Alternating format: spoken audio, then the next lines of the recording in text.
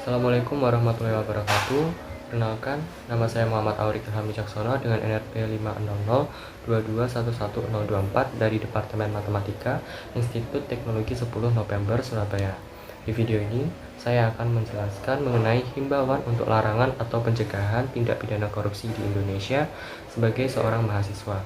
Lalu akan dilanjutkan dengan penjelasan mengenai peran pendidikan kewarganegaraan dalam mencegah tindak pidana korupsi di Indonesia.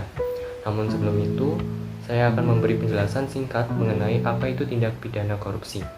Berdasarkan Undang-Undang Nomor 31 Tahun 1999, JOU Undang-Undang Nomor 20 Tahun 2001 tentang pemberantasan tindak pidana korupsi, korupsi adalah perbuatan setiap orang, baik pemerintahan maupun swasta, yang melanggar hukum, melakukan perbuatan memperkaya diri sendiri atau orang lain, atau korporasi yang dapat merugikan keuangan negara.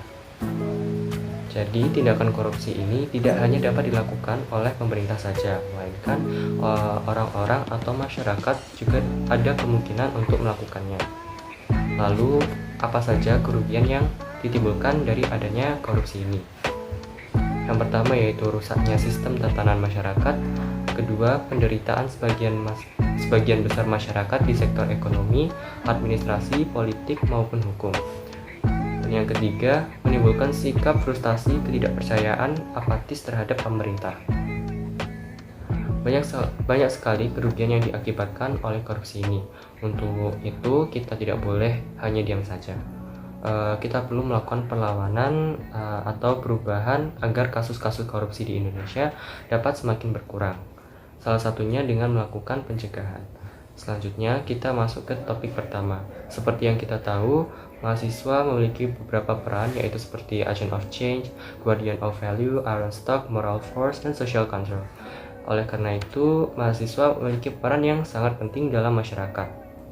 Salah satu bentuknya yaitu pencegahan tindak pidana korupsi. Contoh-contoh usaha yang dapat dilakukan mahasiswa dalam mencegah tindak pidana korupsi yaitu: pertama, membantu masyarakat dalam mewujudkan ketentuan dan peraturan yang adil dan berpihak kepada rakyat banyak. Kedua, memberikan bimbingan dan penyuluhan kepada masyarakat pada saat melakukan kuliah kerja lapangan mengenai masalah korupsi dan mendorong masyarakat untuk lebih berani melaporkan adanya tindakan korupsi. Ketiga, melakukan tekanan kepada aparat penegak hukum untuk bertindak tegas terhadap pelaku tindak pidana korupsi. Tekanan tersebut bisa berupa demonstrasi ataupun pembentukan opini publik. Kemudian kita akan masuk ke topik yang kedua mengenai pendidikan kewarganegaraan. Pendidikan kewarganegaraan ini merupakan mata pelajaran atau mata kuliah yang didapatkan di tingkat sekolah SD, SMP, SMA, serta di tingkat perkuliahan. Tujuan dari adanya pendidikan kewarganegaraan ini bagi peserta didik yaitu untuk menumbuhkan dan meningkatkan wawasan dan watak kebangsaan, kesadaran bernegara, serta memiliki cara berpikir, sikap dan perilaku yang sesuai dengan nilai-nilai Pancasila dan Undang-Undang Dasar 1945. Dengan terlaksananya pendidikan kewarganegaraan ini, baik di sekolah maupun perguruan tinggi, para peserta didik akan menjadi generasi penerus bangsa yang dapat mendorong sikap anti korupsi dan memahami nilai-nilai yang terdapat pada Pancasila dan Undang-Undang Dasar 1945. Oleh karena itu, pendidikan kewarganegaraan ini dapat mencegah tindak pidana korupsi di kemudian hari. Dapat disimpulkan bahwa mahasiswa memiliki peran yang sangat penting dalam melakukan pencegahan terhadap tindak pidana korupsi. Pendidikan kewarganegaraan juga adalah upaya preventif yang dapat diberikan kepada peserta didik untuk menjauhi tindak pidana korupsi.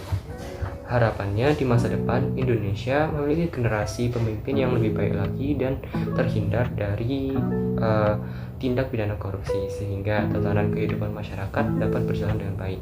Mungkin sekian yang dapat saya sampaikan, kurang lebihnya mohon maaf. Wassalamualaikum warahmatullahi wabarakatuh.